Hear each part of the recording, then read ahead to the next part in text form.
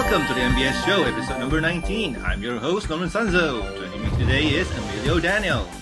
What's up? How are you, Emillio? I am impressed, really, because I just got a speeding ticket today. Were you trying to perform a sonic rainbow? Yes, it didn't work. I was just 10 seconds away from getting it right. Oh, You got a ticket instead. Yep. Sad pony. Okay, and also joining us today is Daniel Anthony. Hello. How are you, Daniel? Oh, I'm pretty good. Quite plum-tuckered because of assignments and staying up late. Very terribly knocked up sleep schedule right now. Okay. Also joining us today is News Pony. Hello, everybody. How are you? I'm doing good, thank you. Okay, anything interesting happened to you? Nothing much. I get the weekend off, so that's good. So you're the only normal one out of all of us, eh? You can say that.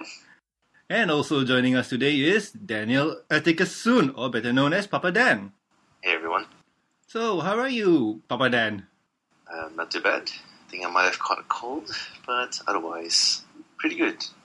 So, Dan, how do you want us to call you? Daniel, Papa Dan, or just Dan? Because you have a really interesting name list. Well, I guess Papa Dan would be fine. Alright, cool. So we'll call you Papa Dan. Dan. Wow. That was... Papa! Okay, anyway, before we start the show, we have to ask you the 4 important questions. And question number 1 is, who is your favorite pony? Favorite pony? Difficult question. But I would probably go for Rarity. Oh, okay, that's cool. Funny thing was, in season 1, I was more inclined to Applejack. And then came season 2, after the episode Sweet and Elite, which happens to be my favorite episode as well. My opinions changed, and Rarity became my favorite. Okay, well, the second question is going to be, what's your favorite episode? So, your favorite episode is Sweet and Elite then, right? Mm-hmm, pretty much. Oh, okay, cool. What about it do you like? Well, the song, really. The song that Rarity performed, I found really, really good. Like, the way they did it was very well done. Especially the opening of the music. When she started singing, it was pretty entrancing. So, okay, anyway, the last question is, what do your family and friends think about your love for the show? I'm assuming it's the same for most people. We get mixed reactions from people. Some people will be like, okay, alright. It's I guess everyone has their own opinions and, likes and dislikes. And some people just very negative about it in the beginning. And then once you explain to them what it's all about, and then some of them still choose to remain negative about it, I guess. But some people sort of listen and they go, oh yeah, I guess. Okay. But otherwise, pretty positive so far. Alrighty then, moving on to the next topic is housekeeping. Thanks to all the new subscribers, and we hope that you enjoy listening to us talk about colorful colored equines. Recently, we just got a spike of subscribers on YouTube, so here's to you guys. Thank you. And the website just hit 2,000 page views. Once again, thank you for all the support that we get from you guys. 2,000 page views, another milestone. Yay. Moving on to the next topic, news topic. In today's news topic, Crackle Plushie for sale. A while back, there was a Spike plushie for sale on eBay. Now the same seller has a Crackle the Dragon plushie up for sale. By the looks of it, it looks way better than Spike. Now the question is, how legit is the plushie? Links can be found in the show notes. So guys, what do you think about the plushie? I think Crackle is best pony. Best joke ever. Oh, you news pony. But seriously, It looks pretty good. I mean, it looks legit, but the thing is, it's Crackle the Dragon. Who would want to make a plushie out of her? Well, this guy apparently. It's not really handmade. It's off the factory line. I mean, Oh. I know some people who actually want to buy a Crackle plushie. It's sold, actually. I'm looking at it right now, it's sold. Oh, really? Oh, it's sold. Yeah, What's the yeah, price? that's right. Oh my goodness, 40 USD. Well, it looks good. Like I said, it looks better than Spike. But, I mean, it looks interesting. That's all I have to say. And it looks well made. But do you guys expect to see this in stores? I think it's a one-off item. Probably not. Oh, okay. But you have to remember, this is a off-the-factory line toy. So they possibly could have it? Yeah, but normally this sort of things, well, I would say it's a one-off item, and after they've sold it, then maybe the fandom will come up with another one-off item which will grab everyone's attention. Well, that's one just that makes the fandom so different, so it's unpredictable. It's definitely a novelty item. When it first comes out, I think you'll have the impression that everybody wants one because, it's kind of got that factor. I'm gonna be the Rarity I am right now and say that I want those gems on him. How do you know Crackle's are him? It's a her. I don't know. Well, we get this gender confusion. It doesn't matter. Best pony anyway. Yes, fully agree with that. Oh, you. Anyway, let's move on to the next topic. Papa Dan, why don't you take this one? Cut materials revealed by Amy Keating Rogers. The link you can find below. As you know, Amy Keating Rogers is one of the writers for the show, and she was the actual writer that wrote the last roundup. In one of her tweets a while back, she was complimented on her writing on the episode Mystery on the Friendship Express, and apparently Applejack was revealed to have had a piece of the cake. Links and pictures can be found in the show notes. So, Applejack was bad. What do you guys think? Every pony has a good and a bad side, so, it does justice. Well, I find it really funny, really. Why so? Okay, just imagine this. Rarity, Fluttershy, and Rainbow Dash wanted to have a slice of the cake. And they did. They had a big slice. And Applejack also wanted one too. So, she was stealthy like a ninja, ate a little piece that nobody really noticed. And she was not called out for. So, in reality, she succeeded in what she was trying to do. True. But, come to think of it, if Amy didn't reveal this, you will know that it's just you wouldn't have seen that really Applejack did take a bite. Yeah, but the thing is, didn't you guys wonder, Applejack didn't do anything? That's strange. I didn't wonder actually. I trusted Applejack. See? She's honest. But now that she's mentioned it, I really want to see what scene they would have done for her. Since they did James Bond for Pony Joe, that ninja scene for Amelia Miles, I really want to see what Applejack would have got. I agree with that. I'm really hoping that they'll come up with a DVD or something. Then they'll have all these extra or cut out material. Deleted scenes. Well, actually, the scene was not made because they didn't have time to edit in. Yeah, that's actually all the more reason for them for Hasbro to actually make it official and put it in a DVD or something like that. Yeah, but it's a cartoon, so you need more time to make the deleted scenes. Doesn't really make any sense why they would do it. Actually, if you have viewed the Lion King Deluxe DVD, they have deleted scenes in there, but they did not animate it. Instead, they showed the direct storyboard sketches and how it came out, and just put them in as like a slideshow pattern to see what would happen. And they just asked the voice actors to voice it out. They didn't actually go ahead and do the full-on animation. They just took the raw stuff. And I mean, that would be interesting. Go behind the scenes on the DVD. Why not? I can agree with that because I do remember something like that. Papa Dan, what do you think? It would be nice, but it really depends on the animation company, whether they're willing to put out the effort to actually do something like that. I mean, if you look at Monsters Inc. at the end in the outros, there are plenty of animated scenes where there are bloopers of the movie, and because it's entirely animated movie, it's quite a feat that they actually made all these extra scenes just to simulate the whole idea of making a movie. And you have realistic casts in the back performing bloopers. Yeah, they even have the clapperboard, the boom mics and all that. It looks like they're actually filming it on camera. Mm-hmm, I'm not sure. Is that intentional? I always thought that was intentional. Yeah, it was intentional. Like they purposely made a blooper scene. All the blooper scenes just to put on the back of just to entertain the audience. That's all. Okay, let's got it. move on to the next topic. Emillio, why didn't you take this one? 8-bit pony game and pony team Trolley. Well, if you're going to this year's San Diego Comic-Con, you will be in for a real treat. Hasbro will transport fans from the convention headquarters at the Broken Yoke. Fans will get to ride a pony-fied version of the San Diego Trolley to their hub HQ. And visitors to the Broken Yoke will also receive a secret code to play the eagerly anticipated My Little Pony Friendship is Magic 8-bit adventure pony game that was teased on TV. The links can be found in the show notes. So what does every gaming pony think of this right now? 8-bit game. I find it entertaining, really. Is that the Kairos-Spawn video? Kairos-Spawn? No, it's actually one of the ads they showed on TV. Yeah, I've seen it, but wasn't that produced by Kairos-Spawn initially? I got no idea. Is it? I've only heard rumors, that's about it. So, rumors that he did it, right? Because Yeah, I've seen I'm this video a confirmed. long time ago. I've seen it a long time ago on someone else's channel. That's the thing. It's not the first time I've seen it. That's why. Okay, well, need to dig some more info out. But anyway, who here have seen the 8-bit My Little Pony promo on the TV? No, sad pony. On you, I have. YouTube, yes. Yeah, on YouTube. Papa Dan, have you? Nope, haven't seen it. Oh, well, links in the show notes. News? Yeah, actually, the video was published on May 3rd, 2012. So it's actually official in the Hub TV network. Yeah, I find it interesting that the Hub spent time to make an 8-bit pony game. Can't I'm wait to just know. really interested in listening to the 8-bit music they're using on this game. True that See, too. Because Yes. if they're The really thing about the fandom is they've already produced the 8-bit games before the Hub did it.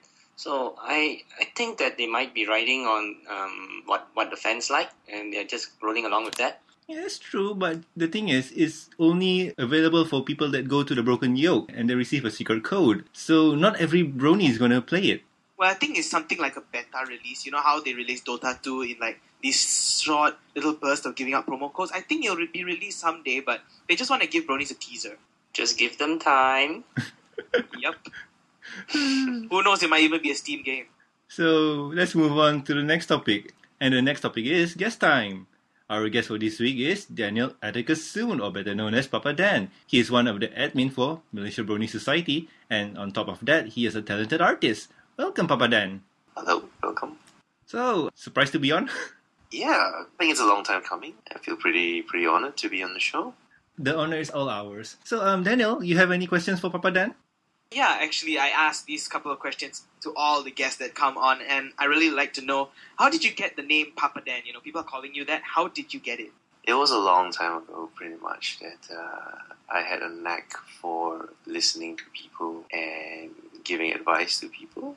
When I was back in Malaysia in the earlier years of Comic Fiesta, I'm not sure if anyone knows what it is, but in the community I was one of the more senior members, and after a while people just started calling me Papa, Dad, and things like that. So, okay, so apparently it stuck on me and carried it all the way here to Melbourne So wait, until today. the people in Australia call you Papa Dan? Really? Some people, yeah, they do. Wow, that is a good name. And then when can I imagine. joined MBS, I just told them once, and It stuck. yeah, it stuck. Pretty much everyone just went with Papa Dan and said, okay, Papa Dan. Sounds There's a legit. nice ring to it. Regarding your OC, which is pretty much on your pages and your DeviantArt and everywhere, I'd like to know, how did you come up with the cutie mark for that? Well, Cutie Mark is basically a robot mouse. And this also began a long time ago. My nickname, I guess, well, if you see it on, I was introduced as Daniel Atticus Soon. So Atticus was a nickname that I picked up in high school when I was 16. And I wanted to pick a nickname for myself that I would use and carry on till forever. So I picked up the closest book that I could find, which happened to be To Kill a Mockingbird, and opened up the first page that I could in the book. There's a random page, and the first cool name I saw in the book would be that name, and it was Atticus Finch, one of the main characters of the book, in fact. So I just took Atticus and used it on. And if you know the anime Oh My Goddess, Oh yeah, I'm I not know. sure. Yep. I know that one. In Japanese, it's called A Megami-sama. So in Atticus, if you sort of say it in Malay, it goes Atticus. Oh, Okay. Wow. So I got the name Rat or Nezumi. So I had a second pseudonym after that, which was Atticus or Nezumi. And then when I came to Australia, first year I was here in my course, I had to introduce myself to the people there, obviously, and they were sort of my course mates, and everyone sort of had a nickname that I obviously knew wasn't the real name. So I decided I'll go with Nezbot. Now, Nez is short for Nezumi, of course, and Bot, it comes from robot. But that also comes from high school, because a lot of people used to tease me as being a robot because you know, in high school, everyone walks like, you know, they slouch when they walk. They lean over, they don't really stand straight. Yeah. They hunch over. And my parents brought me up to stand straight and, walk straight. So everyone called me robot because I was so stiff when I walked. It kind of like watching a robot walk.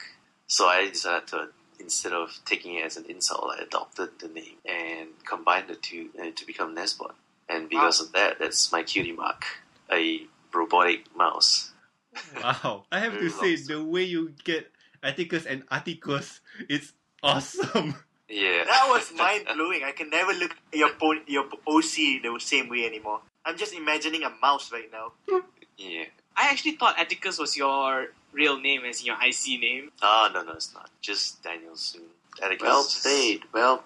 Oh, Papa Dan, fun fact, your OC got a mention on Bronyville. Ah, really? Yeah, when I sent them an email telling them about my first meetup, I showed him a picture of all the buttons I made, and your OC was there. Ah, that's very good.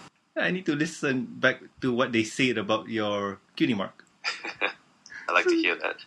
So anyway, moving on, when did you start drawing? I started drawing as young as 7 years old, I think it was, or 5 years old, I don't quite remember. But yeah, I only seriously got into drawing when I was in Form 3, I believe, Form 2. So that was 13 years old.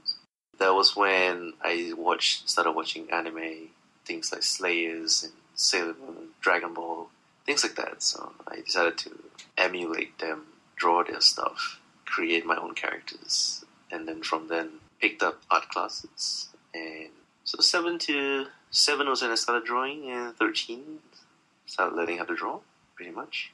So you're studying in Melbourne, right? So what are you studying as? Well, I already finished studying. I did a course in games design as a designer, mostly for characters and levels. And after that, I studied a year in postgrad teaching for secondary school. So yes, I am a qualified teacher for secondary school as well. That's Wow. pretty contrasting. You actually studied game design. Then what did you study to teach? Art, pretty much. Ah, okay.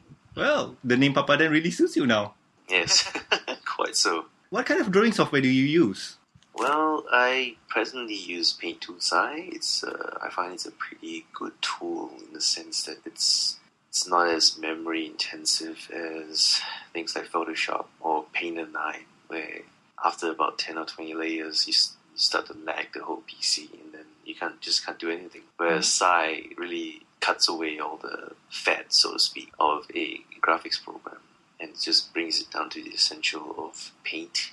That's it. I mean, painting and drawing. Okay, so before Sai, what did you use? Photoshop, pretty much. Ah, okay, cool. Because Just like, well, everyone started with Photoshop. Well, you should try out the new GIMP, the 2.8. It is tablet compatible, and it can handle quite a lot of layers properly. I'll have a look at that sometime. it's surprising to me that everyone we interviewed is using Paint Tool Sai. It came out a couple of years back, but it wasn't really known to anyone except for those who visited Japanese circles, because it originally was designed by the Japanese, if I'm not mistaken. And you wouldn't find it just anywhere on the net, and you would need to know some form of Japanese to actually find it. Oh, and then okay. now that they've made an English version, everyone and their dog uses Paint Tool Sai. Okay, cool. So, how often do you draw in a day? On average, I would say 1 or 2. So, are these two drawings really epic or just simple? Mix and match. If you go to the links on my DeviantArt, you probably see some sketchy ones and some detailed ones. So really depends on the time of day, especially, if you got work, you come back and tired. Sometimes you just don't want to do anything. Sometimes you're inspired. Because we noticed that your drawing has been posted on EQD a lot, and wow, that's really awesome. Oh, thanks. Yeah, it was. Especially the whole stream of Trixie. I think Seth had a pretty good time with that one. Well, Trixie is best pony to Seth. Pretty much. What is your favorite medium to draw with? Is it pencil or paper, or is it the computer? I guess pencil and paper still feels best. If you sort of take digital art and traditional art and sort of compare them, there's this certain feel to traditional art that you'll never get with digital art, no matter how advanced the technology, because you're not feeling the pencil strokes on the paper. You actually feel the texture of the paper as you're drawing with the pencil compared to if you would use a tablet, let's say. I mean, you would get sort of more flexibility in a tablet in the sense that you could erase at any time, undo at any time as well. But I think nothing beats the feel of pencil and paper.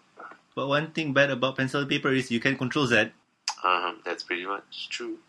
You can't control that. Do you have a schedule for your live stream? I used to do it every Friday night, and then I stopped for a while. And now it's just off and on at the moment. There is no set schedule, but I think the last 2 sessions I've had were sort of between 5 to 7 Australia time. Oh, because when I noticed some of your previous videos that you were doing tutorials online, teaching how to draw and stuff. I find it really fascinating. Yeah, I did that for a while, and then got sidetracked with life, and haven't got back to it yet. Not even sure where I left off. Moving on to the last question from me is, how did you become an admin for Malaysia Bronies Society? I don't quite remember really, but I think when we first started out MBS, there was only about, I think 15 of us, or less than 15 of us.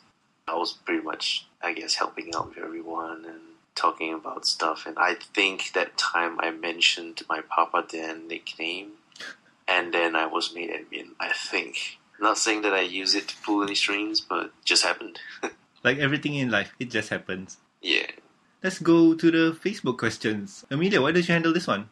Yes, one question from Arif Fajullah, and he asked, "Hey Dad, do you think I'm annoying?"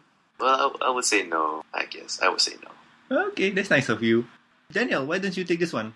Alright, next question comes from Morfes Bauron. He asks, as an artist, do you find it hardest when dealing with commissions or requests? Honestly, I don't know the difference, but yeah. Well, I guess commissions are more of people paying you to do stuff, and requests are just people asking you to do stuff. I think I have more problems with requests than commissions. It's a really fine line between the two of them. On one hand, you've got people paying you money, so they're expecting you to perform to a certain standard requirements of the client, let's just say. Whereas on your other hand, you have requests which you're doing for free, but you have people who are too excited to realize that they're kind of being pushy, they're taking you for granted. So I've had one request to do his original character in, I'm not giving names of course, but he wanted his character to be exactly like the show, and he said show accurate. He didn't specify how show accurate. Is it 100% show accurate? Is it 90% show accurate? Is it 50% show accurate? And then after it became show accurate, he went on to give a lot of feedback about it in the sense that now I want it to be like this, not like that, like this, not like that, like this, not like that. So I guess that's the problem with requests is you don't want to shoo them away because you've already agreed to do something. And on the other hand, you don't want them to keep pushing you because it's a request, you're doing it for free. They should know the limits, the bounds of how much they can push you. It's not a question about money things, mostly, I guess, the effort in putting it in and the courtesy that they should give you. So, second question from Morpheus would be, who are your favorite artists, in brackets pony related or non-pony related, and how have they influenced your art style, if they have, in any way? Oh, my favorite artists. Oh boy, that's a tough question. Well, maybe we can start with pony related artists. Pony artists. Well, the obvious ones are Egophiliac and I don't remember his name anymore. Does it start with a J and end with a J? Yes, double J. There we go. Yay, John Seiko! I was pretty honored when he actually started watching me on Tumblr. Oh, that's cool. Yeah, and they pretty much churn out work so quickly. It's just amazing how much they can do. I've had also a couple of other artists that done a little bit more questionable pony work, but in the art sense, they're pretty good. So the third question from him is, now that you have a ring around your finger, how do you take time to do your art? It's It'll be sensitive, you don't really need to answer it. No, it's fine. It's fine. It's just a funny question. Like, you know how MBS is. Yep. Well, it really depends. I'm quite lucky to have a wife that's pretty understanding. She's accepted the fact that I'm into all this pony stuff. And I actually do like live streams and things like that. People actually watch me doing it, and they're actually learning something. So it's a positive aspect of it. I spend time with her, of course, but in the beginning, when I was first into ponies, I didn't really spend too much time with her, which wasn't a good thing. But yeah, after that, you can realize that, just gotta regulate time between ponies and the wife. Just kind of finding the balance. You don't overindulge into it. Well, you are a really great teacher, because I remember back at Art Jam, which is one of the MBS meetups that happened earlier this year, I noticed that a lot of people actually learn so much from you about how to draw ponies, because especially me, when I get down on pencil and paper and I start to imagine a pony in my head, and you know that artist feeling, you've got it so perfect in your head, but when it hits the paper, it just becomes a total mess. A lot of people find a problem with that. They got great imagination, it's just execution is hard to do.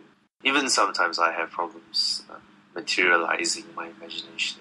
Sometimes you got this great vision in your head, but you just don't know how to do it, or it's just a task that's too overwhelming. It's doable, it's entirely doable, but it takes a lot of time, a lot of practice, a lot of effort to get it done, pretty much. His last one, oh gosh, it seems like it's aimed at me. What is your opinion on alicorn OCs? Wait, you're an alicorn?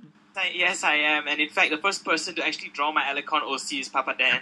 In the beginning, when I first joined the pony community and started learning all these terms, I used to think clop was clapping for ponies, but no, unfortunately, it has turned into something else. For those of you who know, you know. Oh, so we know. For those of you who don't know, I prefer you don't know. But yeah, so in that sense, people have coined alicorns. People have sort of viewed alicorns in a bad light, because a lot of people, the problem with a lot of people when they design original characters is they always want to create a kind of Jesus, Dragon Ball, Super Saiyan character, but in pony form. So they give the pony every imaginable power that they can have, because they can't limit themselves. So because of that, it's kind of like if you play a game, you don't follow the rules, or you don't design, or you don't play by a certain standard, and you just mess everybody up. No one's gonna like it, because especially when a lot of the fan-made stuff is more, I guess, more written, like fan fiction, than drawings. Fan art, because fan art takes a lot more time and sort of more, well, I wouldn't say more skill, but don't take it wrongly, fan fiction writers. I mean, you're pretty damn good, and my sister writes a lot of fan fiction. I'm pretty impressed by her skill.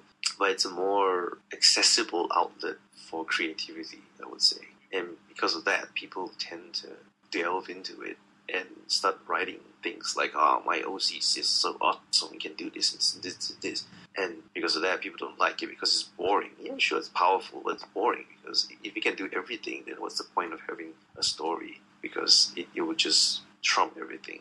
You have a good point, actually, because even Princess Celestia isn't a one-dimensional character.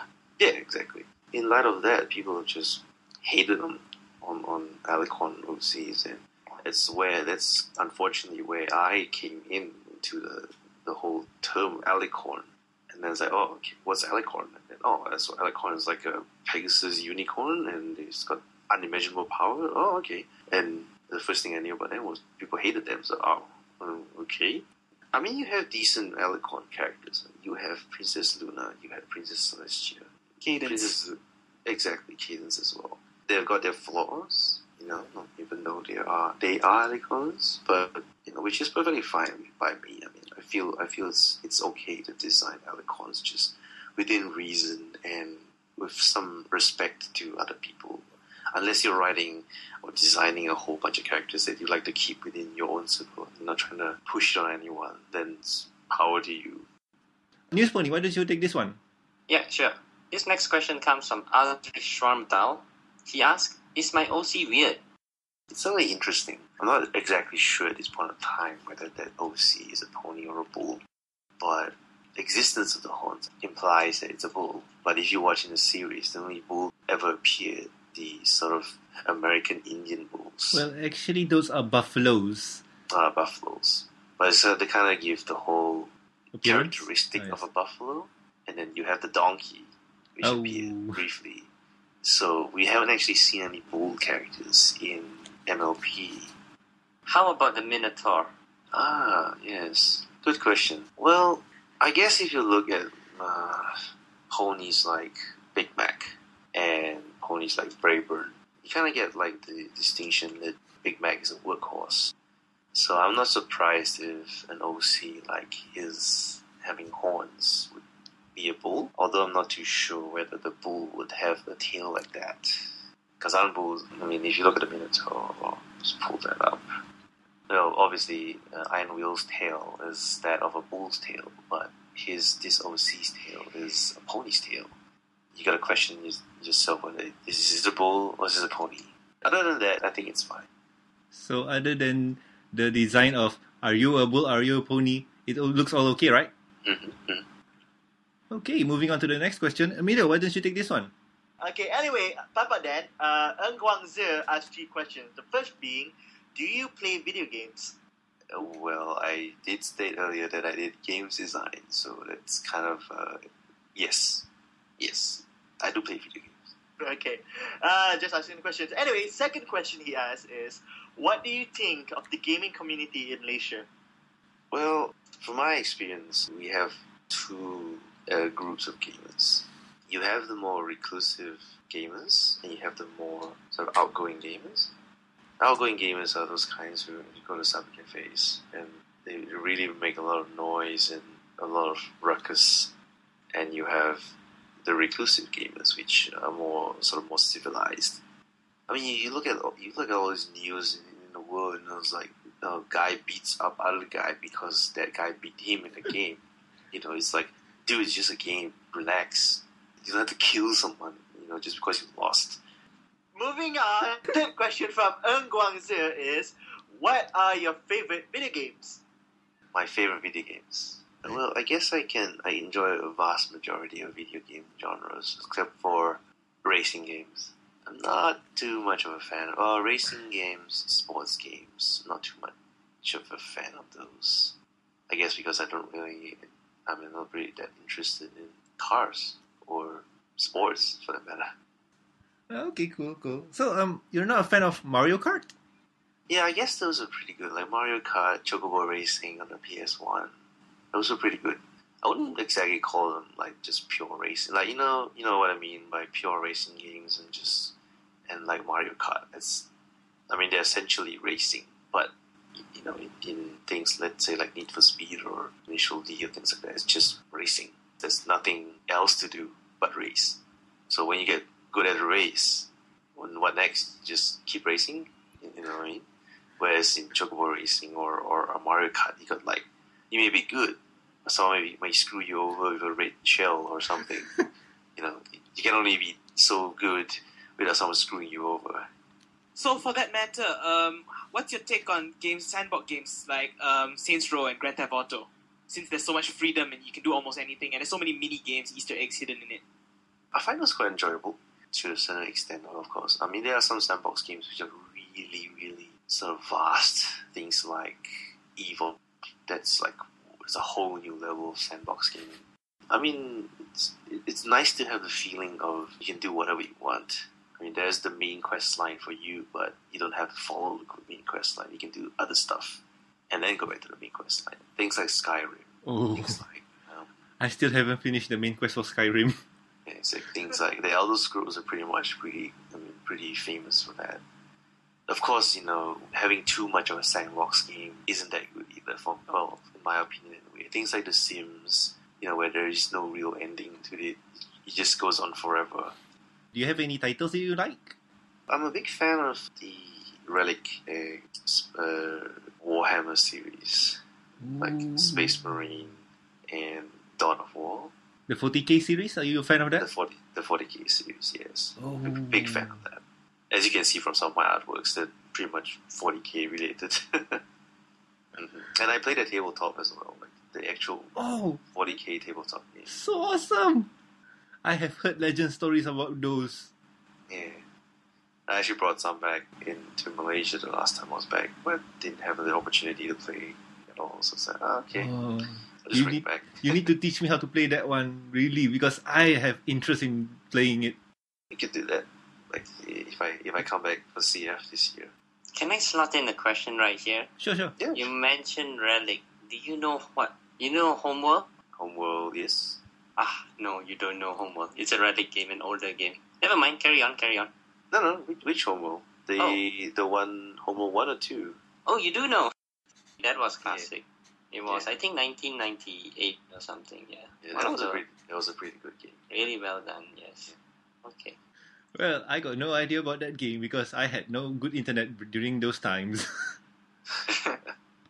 It's a single-player game, Norman. You don't need internet to play it. Is it on PC? Because I don't have a good PC back then. Okay, alright. Well, yeah, it's on PC.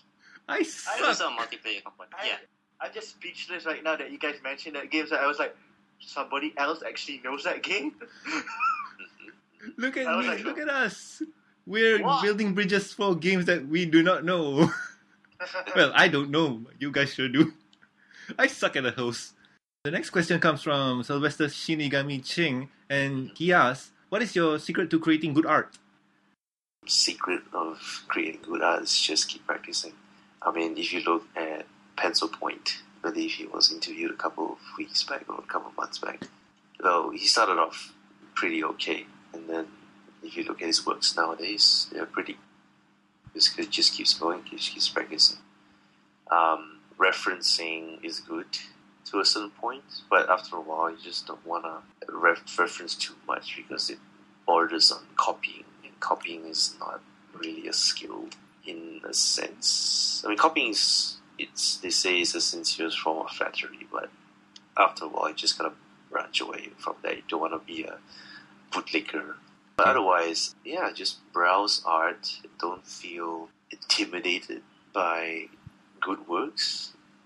You should always find good works that inspire you and just, like, that pose looks good, or that color combination looks awesome. And you can use that in your own works. And yeah, don't be afraid to try. And of course, the most important thing is don't be too negative about critics given to you. Some people can be real douchebags about it. Sometimes they might be right. Just, sometimes what people say is really harsh. They say it's true. So don't back down the moment someone says something that you feel is bad to you. Just sort of like, maybe he's right. Maybe something he says, I can use it to improve my art. News, do you have any more questions? Yes, I do.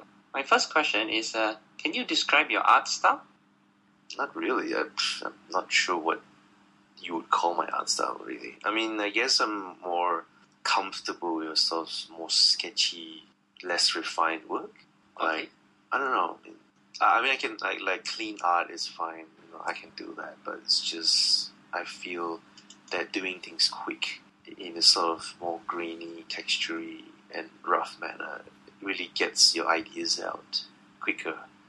And sometimes you do work, like, let's say you work on a very clean line art and you take too long to do it, and then you just lose interest halfway because you're just taking way too long to finish this piece of work. And so the more you do it, the more you don't like it. So over the years, I've sort of adopted. I mean, I can equally do both, but I've adopted sort of the more of the interest towards sketchy art. All right, thanks. That's very interesting to know. My next question is, you mentioned that you were a fan of anime before MLP. So which anime was it that you were a fan of? Oh, I'm still a fan of anime. The most recent I've watched was Toaru Kagaku no Railgun, which is a certain scientific railgun. I'm not sure if anyone's watched it, but it's a pretty good show. Some people should watch it. Animation is pretty good, characters very good. It's actually a 2000, if I'm not mistaken, 10 show, which I haven't watched till today, which is kind of outdated of me. But yeah, I mean, there are a number of things which I find quite interesting. Code Geass, although people say this anime is not that good, but I find Gundam 00 pretty good. Ooh. It's a pretty generic story, but the execution is quite good. In a sense, like the drama, just the feeling of the show really encapsulated into the anime. I enjoy more mecha type animes and more cute type animes. So a combination of both would be pretty excellent. Things like Gao Gaigar is awesome, I feel. I watch G Gundam, things like that. A lot of mecha anime, pretty much. So, do you watch Tiger and Bunny? Oh, yes, I have. Because that is the only one that is popping into my mind right now. As for Gundam series, well, my opinion on Gundam is they have this flow of story that repeats every time. Yes, it's pretty much the same war. You know, there's a love interest and things like that. No, it's not saying that it's bad, but it's a saying that once you see it, you've seen it all, something like that. But what is cool is the robots. I love the Seven Swords. I'm working on that one right now. Yes. The models and mechs are the ones that interest me the most. Yeah, That's partially why I'm interested in the 40k series. They've got like huge power armored guys and big heavy weapons, things like that. So, are you into the BattleTech series? I was a long time ago. I played MechWarrior 1, 2, 3, a little bit of 4, a bit Mercenaries, and I used to play the card game with a bunch of my friends. They also had a tabletop, right? No, these are the card games. Oh. The tabletop's different. I didn't find out about the tabletop till 2-3 years back, I believe. But I was already playing Warhammer, so I already pretty much lost interest in MechWarrior. BattleTech. BattleTech, MechWarrior, people call it differently. That's the same thing. That was 12 years ago, I think. I stopped playing the card game. Hey, talking about card games, do you play Magic the Gathering? I do, actually. I just started picking it up. Yay! I got a fan! Yay! I stopped playing as well. I play a little bit of the first Magic, like Alpha Magic. Oh, and first gen, 94 then. Yeah, I believe so. 94, 95-ish, around that time. And I stopped playing after that. And yeah, I just recently picked up a couple of cards, a couple of decks, and started playing with a bunch of friends. So cool. Because I'm starting to play Magic right now. I'm building a Griffin deck, and it's not that good. Yeah, building decks around things that you like is fun. I mean, you don't have to win. As long as you're having fun, it's fine. I myself am making a sort of a witch hunter, zombie hunter deck. So it's you're playing black and red? I'm playing white. Oh, zombie? Zombie hunters. Oh, zombie hunters. Witch hunters, zombie hunters, like things that kill evil stuff. Ah. Vampire hunters. Okay, that's cool. Like, I thought I was the only one that played Magic. Yay. Nah, I'm pretty sure there's a big community in Malaysia that play Magic. You just have to find them. True. But, oh well, never mind. I know a few people that play Magic, but those few people only play another Japanese card game. I'm not sure if you know, but never mind. This is not a show about card games. It's a show about ponies. Well, if you guys don't have any more questions for Papa Dan, let's move on to the next topic. And the next topic is, well, we're done, really. We don't have any emails. Not again. Yeah, looks like our number one fan is not sending us any emails. So anyway, if you have any concerns, questions, or suggestions for the show, you can contact us at the mbsshow@gmail.com. And you can also reach us on Twitter. You can reach the MBS Show at the MBS Show, and you can reach me at Norman Sanzo. And I'm at King of Cuteness. Sorry, forgot my tweet handle there. I'm at Saint Pinky. Papa Dan, you have a Twitter? No, actually. Oh, okay. Well, no problem then. News. I know you don't have one, right? News? Is that news? No, not me. No. Okay. No, I didn't. So we're the only hip ones that have Twitter then. Okay, anyway, and also please subscribe and rate us on iTunes, so they can be found in show notes. So I've been Norman Sanzo. I've been Emillio Daniel. I've been Daniel Anthony. I'm the news pony. And Bob Dan. And we'll see you next week. See ya! Bye-bye. Bye. Hello, I'm Sweetie Belle and I want to play. Hello, I'm Rarity and I have to work all day. So can I work with you and help you a lot? So sorry me, I'm busy, so please keep your mouth shut. Do you still hate me? I don't. Can you play with me? I can. Can we do something right now? You can, I can, we can, we can. No, sweetie, what have you done? I just wanted to have fun. I don't want to be your sister, just get out of my life.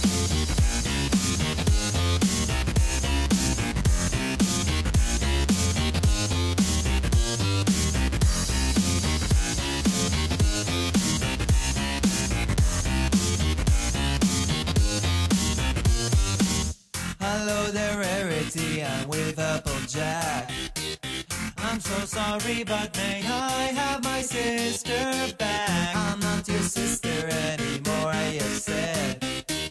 But sweetie Belle, no sister, to me you're dead. I promise to be nicer, I don't believe you, liar. How about we do something else? Doing what you want, yeah, right. How about we'll race together in the sisterhood social? You can forget it, offer, I don't want you anymore.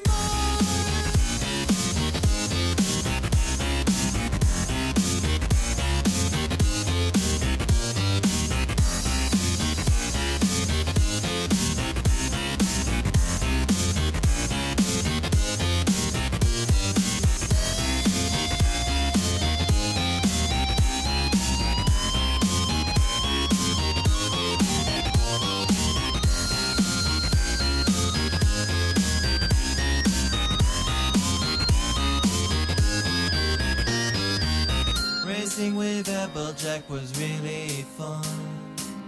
I need to tell that I was Applejack all along. Why were you racing with me? Tell me one.